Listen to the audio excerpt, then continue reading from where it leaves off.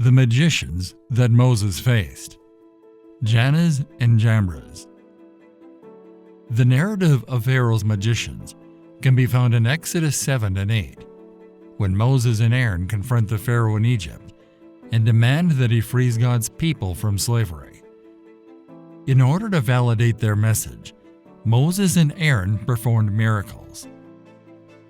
Moses held a special place in history due to the extraordinary number and variety of miraculous feats that were attributed to him. As it is written, all that mighty power and all the great terror which Moses performed, we learn that Moses was unparalleled in the power and authority with which he led the people of Israel. We are told that there has not been another prophet like Moses to rise in Israel since that time. However, there have been great rulers of Israel, as well as leaders, prophets, and priests. But before the arrival of Jesus Christ, who was known as the Messiah, there was never another man who held all offices in such a glorious manner as Moses did. God spoke to Moses through a burning bush and charged him to speak to Pharaoh on his behalf. During the time that Moses was being commissioned, God bestowed upon him the capacity to perform miracles. Exodus chapter 4 verses 1 through 8. Then Moses answered the Lord and said, "What if they will not believe me or take seriously what I say? For they may say, 'The Lord has not appeared to you.'" And the Lord said to him, "What is that in your hand?" And he said, "A staff." Then he said, "Throw it on the ground." So Moses threw it on the ground, and it became a living serpent, like the royal symbol on the crown of Pharaoh, and Moses ran from it. But the Lord said to Moses, "Reach out your hand and grasp it by the tail." So he reached out his hand and caught it, and it became a staff in his hand. "You shall do this," said the Lord, "so that the elders may believe that the Lord, the God of their fathers, the God of Abraham, the God of Isaac, and the God of Jacob, has most certainly appeared to you." The Lord also said to him, "Put your hand into your robe, where it covers your chest." So he put his hand into his robe, and when he took it out, his hand was leprous, as white as snow. Then God said, "Put your hand into your robe again."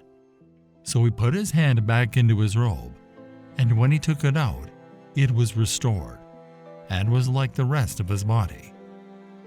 If they will not believe you or pay attention to the evidence of the first sign, they may believe the evidence of the second sign. Even with the miracles of Moses, he faced the opposition of Janus and Jambres. God gave Moses and Aaron the instruction to show Pharaoh a sign at their first encounter with the king, by hurling Aaron's staff to the ground. God was aware that Pharaoh would demand a sign.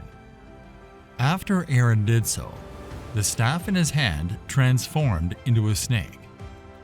The Pharaoh wasted no time in calling for his magicians, each of whom was able to transform their own staff into serpents. Aaron's snake ate the snakes that were being used by the magicians, which must have been interpreted as an ominous warning for Pharaoh's court. Exodus chapter 7 verses 8 through 13. Now the Lord said to Moses and Aaron, "When Pharaoh says to you, 'Work a miracle to prove your authority,' then you say to Aaron, 'Take your staff and throw it down before Pharaoh, so that it may become a serpent.'" So Moses and Aaron came to Pharaoh, and did just as the Lord had commanded. Aaron threw down his staff before Pharaoh and his servants, and it became a serpent.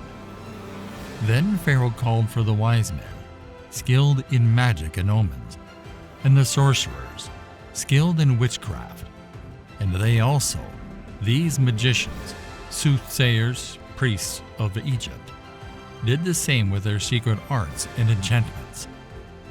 For every man threw down his staff, and they turned into serpents.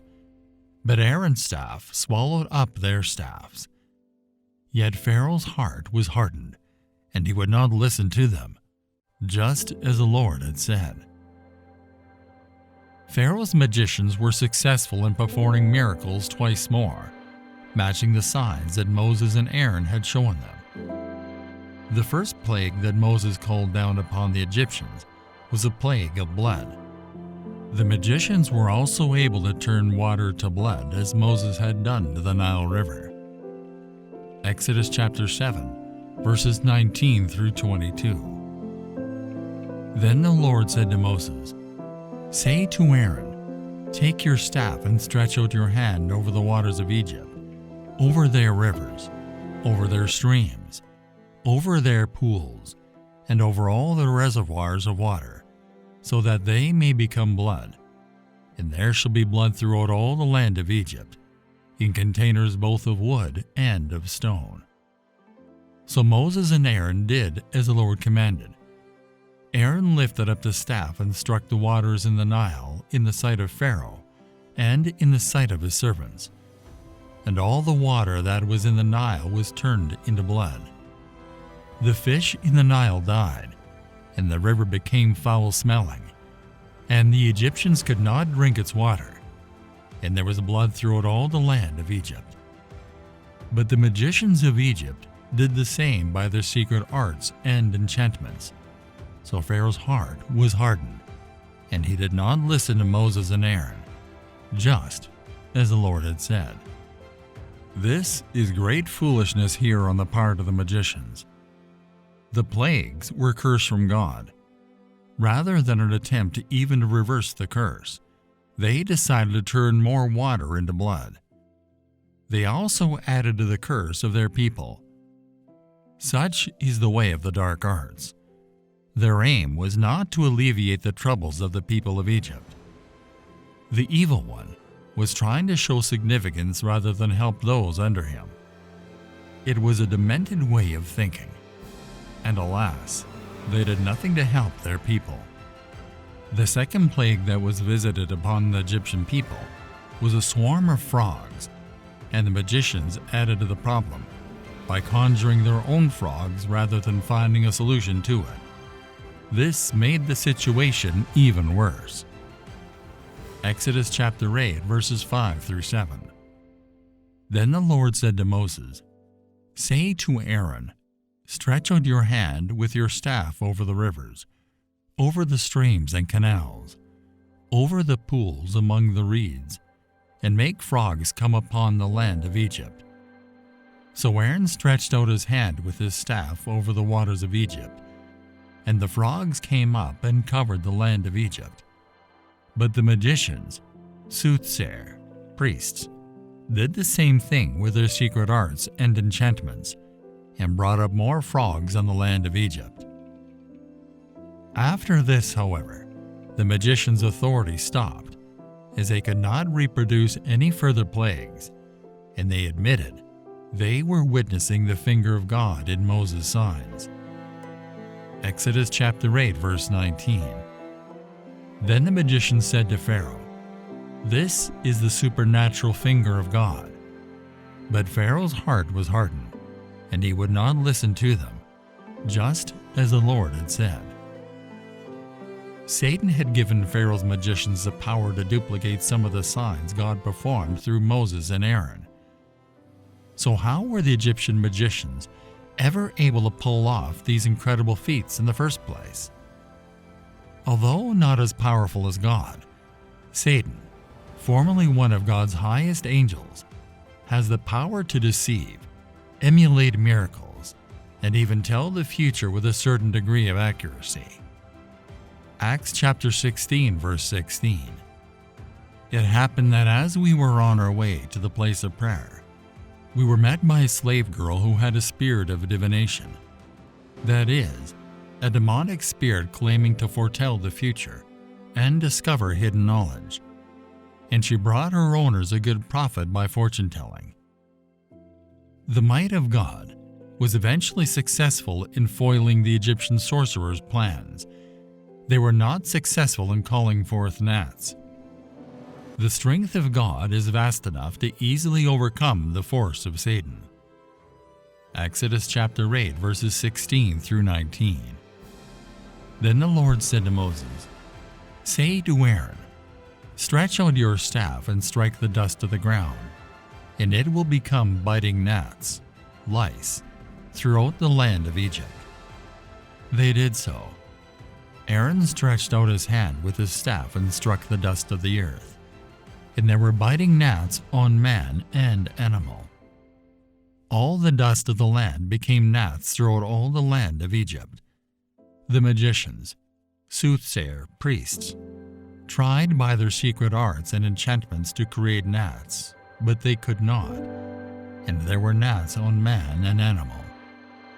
Then the magician said to Pharaoh, "This is the supernatural finger of God."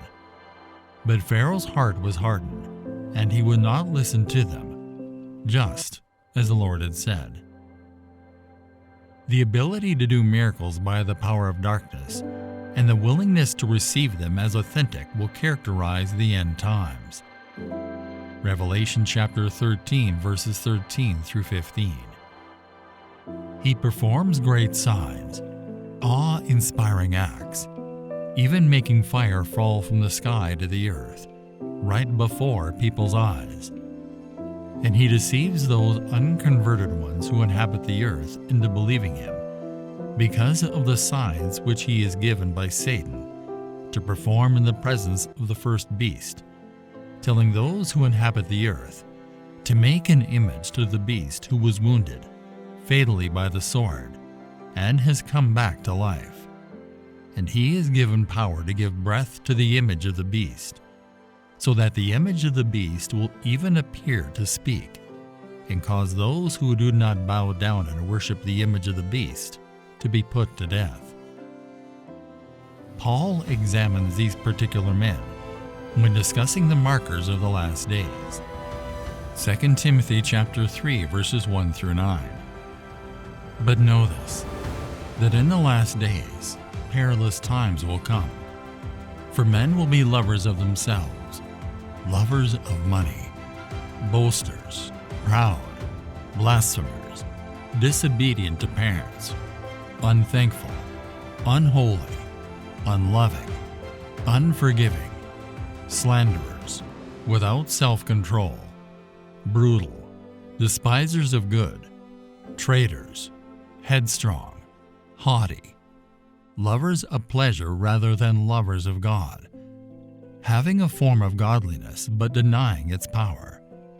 And from such people turn away. For of this sort are those who creep into households and make captives of gullible women, loaded down with sins, led away by various lusts, always learning and never able to come to the knowledge of the truth. Now as Janus and Jambres resisted Moses, so do these also resist the truth. Men of corrupt minds, disapproved concerning the faith. But they will progress no further, for their folly will be manifest to all, as theirs also was. What Janus and Jambres had in common with the false teachers at Ephesus was that they also stood against the truth, had depraved minds, and were rejected as far as the faith is concerned.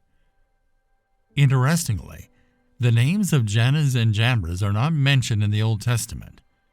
Still, it is understood that they were two of the chief Egyptian magicians who Pharaoh called in to mimic the miracles performed by Moses.